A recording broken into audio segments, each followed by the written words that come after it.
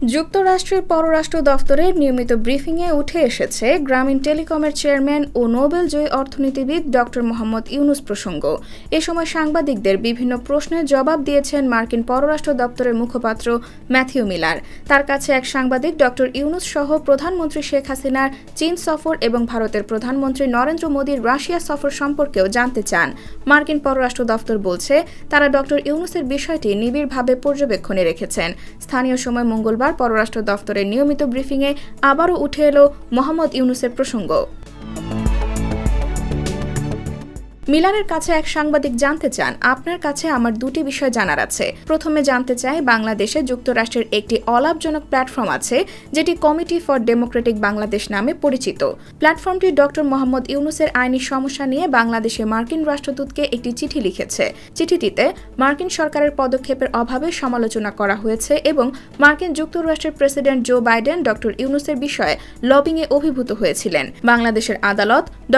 ইউনুস তার নিজের ট্যাক্সও দিচ্ছেন না বলে প্রমাণের দাবি করেছে। আদালতের উত্থাপিত উদ্বেগের ফলে মার্কিন সরকারের সম্ভাব্য প্রতিক্রিয়া কি হবে? জবাবে মিলার বলেন, ড. ইউনুসের প্রতি শ্রদ্ধা রেখে বলতে চাই, আমরা তার বিরুদ্ধে মামলার অগ্রগতি নিবিড়ভাবে পর্যবেক্ষণ করছি। আমরা কিছু সময়ের জন্য আমাদের উদ্বেগ প্রকাশ করেছি। এই মামলাগুলি ড. ইউনুসকে হয়রানি ও ভয় দেখানোর জন্য বাংলাদেশের শ্রম আইনের অপব্যবহারের প্রতিনিধিত্ব করছে বলে আমরা মনে করি। বাংলাদেশের একটি প্রধান অর্থনৈতিক অংশীদার হিসেবে আমরা উদ্বিগ্ন যে শ্রম ও দুর্নীতি বিরোধী আইনের অনুভূত অপব্যবহারের আইনের শাসন নিয়ে প্রশ্ন উঠতে পারে এবং ভবিষ্যতে সরাসরি বিদেশি বিনিয়োগ বাধাগ্রস্ত হতে পারে। ওই সংবাদদাতা তার দ্বিতীয় প্রশ্নে মিলারের কাছে জানতে চান, সবাই রাশিয়ায় মোদির সফর নিয়ে কথা বলছিল। ভারতীয় প্রধানমন্ত্রী মোদির রাশিয়া সফর এবং বাংলাদেশের প্রধানমন্ত্রীর চীন সফর সম্পর্কে যুক্তরাষ্ট্রের দৃষ্টিভঙ্গি কি?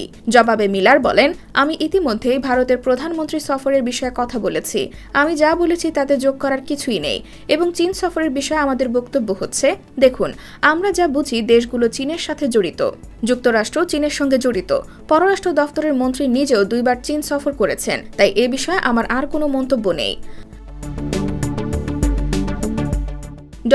মোহাম্মদ ইউনুস সম্পর্কে সংবাদদাতা আরও জানতে চেয়ে মিলারকে তিনি প্রশ্ন করেন, সম্প্রতি একটি অনুষ্ঠানে ক্ষমতাসীন প্রধানমন্ত্রী শেখ হাসিনা দাবি করেন যে নোবেল বিজয়ী অধ্যাপক ইউনুস গ্রামীণ ব্যাংকের প্রতিষ্ঠাতা নন এবং তৎকালীন পররাষ্ট্রমন্ত্রী হিলারি ক্লিন্টন তাকে অধ্যাপক ইউনুসের বিষয়ে ফোন করেছিলেন এবং অনেক মার্কিন কর্মকর্তা ইউনুসের পক্ষে লবিং করেছিলেন এবং হুমকি দিয়েছিলেন।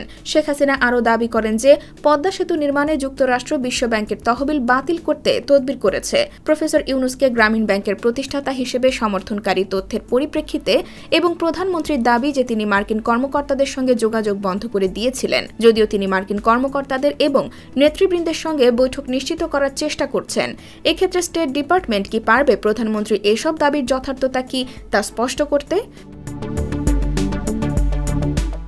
জবাবে মিলার বিস্তারিত বলতে রাজি হননি। তিনি বলেছেন, আমি মনে করি না যে আমার কোনো মন্তব্য আছে। অর্থাৎ হিলারি ক্লিন্টনের পররাষ্ট্রমন্ত্রী হওয়ার পর থেকে প্রায় 12 বছর অতিবাহিত হয়েছে।